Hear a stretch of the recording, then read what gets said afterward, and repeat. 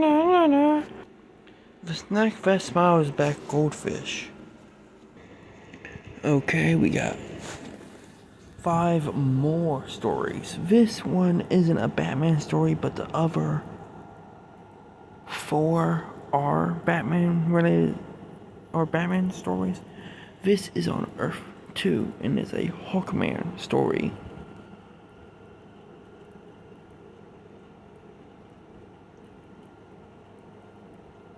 Hawkman Phantom Reckoning, set on Earth 2 of the DCU, starring Michael Shanks as Carter Hall, Hawkman, Jim Carrey as James Craddock, Gentleman Ghost. The fog rolled in thick over Gateway City's ancient cemetery, wrapping tombstones in a shroud of gray. The city had been quiet for a week. Too quiet. Carter Hall felt it in his bones, which ached with the weight of every lifetime he'd lived. Trouble was stirring, trouble from beyond the grave. He stood atop the museum's rooftop, wings folded against the mist. The ancient nth metal in his harness vibrated. Something supernatural. Something angry. It started a week ago, museum staff whispering of cursed objects rattling in their displays, lights flickering, spectral laughter drifting through the halls, a name scrawled across fogged glass, Craddock. And then the murders began. 3, each more grisly than the last. The corpses were untouched but drained. Cold. Cold. Empty, like the soul had been siphoned. That night, Carter donned the wings, the helm, the mace. Hawkman was going ghost hunting. Gateway Cemetery, midnight. A funeral bell tolled once, a cruel joke. Out of the fog emerged him, dressed like a relic from a Dickens novel, top hat, monocle, tattered cloak, a cane, a sneer, and nothing beneath it. Gentleman Ghost. Ah, the bird returns, Craddock cackled, twirling his cane with flourish. Back from the skies to settle old debts at Carter Hall? Or should I say, Khufu? Hawkman said nothing. He let his mace speak. He charged. Craddock disappeared in a puff of ectoplasmic smoke, reappearing behind Hawkman with a smirk and a slash of his cursed cane. Hawkman staggered back. It felt like frostbitten iron across the soul. Still playing with metal toys, I see? Craddock taunted. Don't you know you can't touch me? Hawkman grunted. That's where you're wrong, Craddock. Nth metal touches everything. Even you. He threw the mace. It sliced through the fog like a comet and cracked into Craddock's incorporeal chest. The ghost screamed. Not in pain, but rage. The weapon was blessed, ancient, anchored to eternity, just like Hawkman. The battle tore through the graveyard. Graves cracked open. Ghosts wailed. At one point, Craddock tried to possess Hawkman, entered his mind, only to be nearly burned alive by the flames of Carter's endless reincarnated soul. Too many lifetimes. Too much rage. You want my soul? Hawkman roared, grabbing the specter by his cloak. Take a number. With a final mighty swing, Hawkman smashed Craddock's spirit into the ancient obelisk that marked the original resting place of Khufu, his first life. The nth metal glowed with divine light, sealing Craddock within a binding circle Carter had carved into the stone days before. The fog lifted. The cemetery sighed. It was over, for now. Later, back at the museum, Carter returned the cursed ring of Craddock to a secure display, one lined with nth metal and ancient Egyptian glyphs. Alone, he looked up at the mural painted across the dome, showing his first life as a prince, his death beside Chayara, and the endless cycle since. Some ghosts never go away, he muttered. Behind him, a whisper echoed. Neither do phantoms, Birdman. Carter didn't flinch. He gripped his mace and looked into the shadows. Because in Gateway City, nothing ever stays dead. Post-credit scene. In a forgotten corner of the Earth 2 multiverse, a young archaeologist opens a crate beneath a crumbling temple. Inside, a black mask and a scroll bearing the mark of Hathset. Would you like the next Earth 2 story to feature Dr. Fate? Or perhaps introduce Chayara, Hawkwoman? The next one is going back to Earth 1. It's another Batman story. Batman Gotham's Night, Season 2, Episode 1, Masks of Madness. The night hung heavy over Gotham City. A restless breath carried on the wind. The towering skyscrapers loomed like silent sentinels over the labyrinthine streets below. Somewhere in the shadows, a new kind of madness was stirring. Batman stood atop the gargoyle-lined rooftop of the Gotham General Hospital, his cape billowing in the cold air. His eyes, sharp and unyielding, scanned the alleys below as the city's heartbeat pulsed in the distance. The last weeks had been grueling, new threats emerging faster than he could contain them. Tonight, his focus was Professor Pig, a criminal whose name whispered through the underbelly of Gotham like a twisted lullaby. Inside the dimly lit room of a rundown warehouse near the docks, Professor Pig, his face partially concealed beneath his grotesque pig mask, methodically prepared his twisted tools of art. His workshop was a nightmarish gallery of surgical implements, grotesque dolls stitched together, and operating tables stained with the remnants of his victims. To Pig, these were not crimes. They were masterpieces, the corrupted brushstrokes of his deranged mind. Batman's arrival was silent, almost ghostly. He moved through the shadows with practiced ease, closing in on the mad surgeon. Pig was hunched over his latest victim, murmuring softly, his voice warped with mania. "You're not making art anymore," Batman growled, his voice low and commanding. Startled, Pig twisted, eyes wild behind the mask, but his crazed smile remained. "Art is eternal, Batman. You just don't understand the beauty in chaos." Before the fight erupted, a gust of wind scattered the torn edges of an old newspaper across the floor. One Batman had picked up moments before at a nearby newsstand. Its headline blared, "GCPD breaks the back of the mutants, gang's grip on Gotham shattered." The article spoke of a brutal crackdown on the mutants, a vicious gang that had terrorized Gotham's East End for years.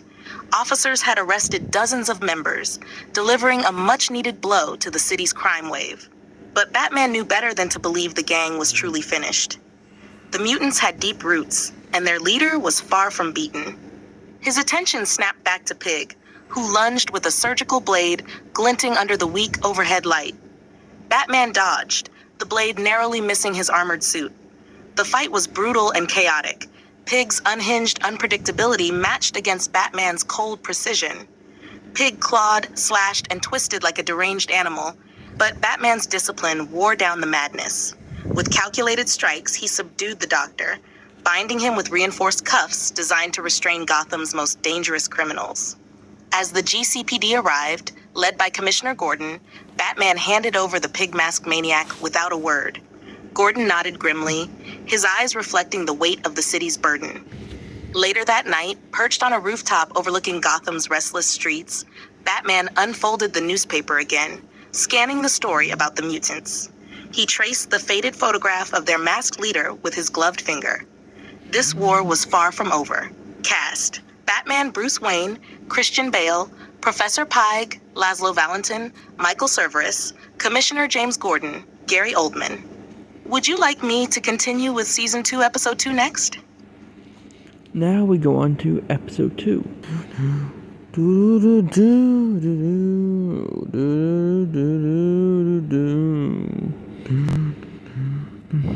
Batman Gotham's Night, Season 2, Episode 2, Cries in the Dark. The city was cloaked in a fog that curled like tendrils through the narrow streets and alleyways of Gotham.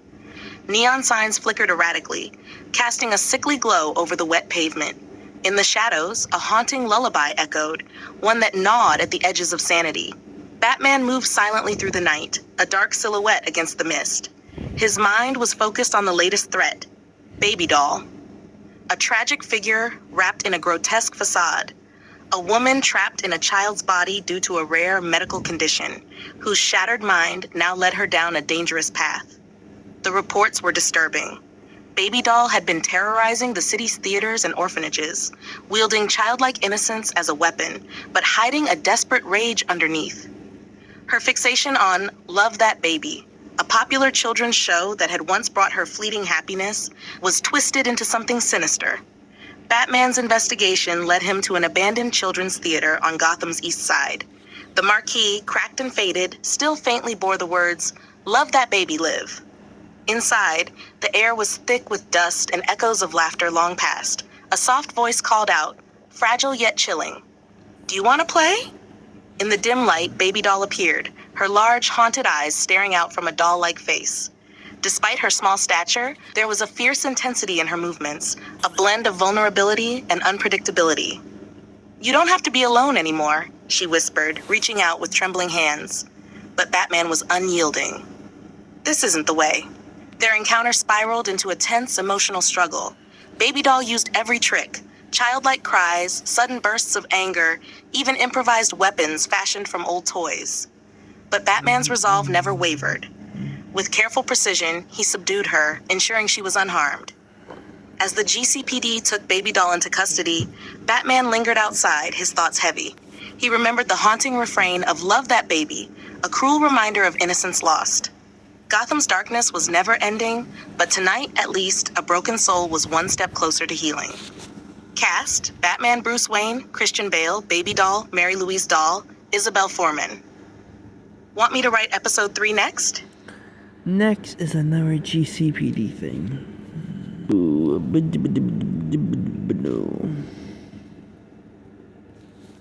GCPD Files. Report by Commissioner James Gordon. Recorded by Jim Gordon, played by Gary Oldman. Subject: Summary of recent apprehensions and evidence collected relating to Gotham's most recent criminal activities and metahuman threats. Date: Over the last several weeks, Batman has successfully taken down multiple criminal threats that have plagued Gotham City. I am compiling the evidence and observations gathered from these operations for official record-keeping and ongoing investigations. #1. Philip Cobb, aka the Signal Man. Capture location: Gotham City, various street intersections and abandoned warehouses. Crimes: coordinated communications for organized crime via traffic and signage signals, facilitated timing for heists and gang movements. Evidence collected: multiple sets of modified street signs and digital display hacking devices. Electronic communication equipment encrypted with codes tied to larger crime syndicates. Personal effects linking Cobb to several criminal organizations. Notes: Signal Man's ability to manipulate public infrastructure for criminal gains was a new challenge. His apprehension has disrupted several coordinated crimes. To Arnold Toad, aka Mr. Toad. Capture location: Gotham Docks. Crimes: armed robbery, assault, and suspected involvement in smuggling operations. Special considerations: first metahuman encounter for Batman. Mr. Toad's amphibious abilities and enhanced strength posed a serious threat. Evidence collected: Toad-related biosamples, skin, saliva for further metahuman study. Weapon cache including modified tridents and amphibious gear. Smuggling manifests linking to Gotham's black market. Notes: coordination with Gotham Central Biolabs initiated for medical and psychological profiling. 3. Percival Penny Plunderer, aka Penny Plunderer. Capture location: Gotham Financial District near fallen giant penny sculpture. Crimes: armed robbery, property destruction, assault. Evidence collected: giant penny prop involved in his criminal acts. Collection of counterfeit currency and stolen bonds. Recorded communications taunting law enforcement and Batman. Notes: despite his comedic flair, Penny Plunderer's actions caused significant property damage and public endangerment. 4. The Mutants Gang. Capture location: multiple raids throughout Gotham's industrial sectors. Crimes: organized crime, assault, illegal arms trafficking. Evidence collected: weapons caches including homemade explosives. Gang paraphernalia and graffiti tags linking multiple crime scenes. Surveillance footage implicating known associates in recent high-profile assaults. Notes: the dismantling of the mutants has significantly reduced gang violence in Gotham's East End. Nasher 5. Dr. Laszlo Valentin, aka Professor Pike. Capture location: abandoned warehouse district. Crimes: kidnapping, illegal human experimentation, serial assault. Evidence collected: experimental surgical tools and biological specimens. Victim testimony and photographic evidence of experiments. Detailed notes on surgical procedures and psychological profiles. Notes: this case required coordination with Gotham Medical Examiner's Office and Forensic Pathology. 6. Mary Louise Dahl, aka Baby Doll. Capture location: abandoned children's theater, Gotham East Side. Crimes: assault, vandalism, public endangerment. Evidence collected: recovered puppetry devices and child-themed weaponry. Psychological evaluation reports. Video recordings referencing the Love That Baby children's program. Notes: Baby Doll represents a particularly tragic figure, with medical conditions contributing to her criminal behavior. Referral to Gotham Psychiatric Services recommended. Shasher conclusion: the combined efforts of Batman and GCPD have disrupted several dangerous operations and neutralized key players in Gotham's criminal underworld. The evidence gathered continues to build a comprehensive understanding of Gotham's evolving threats, both human and metahuman. Continued vigilance and interdepartmental cooperation are essential as we anticipate retaliations or new alliances emerging from the recent upheavals. End of report. Commissioner James Gordon, Gotham City Police Department. Would you like me to help organize evidence files for each case next? And the last one for this video is a Vicky Vale thing.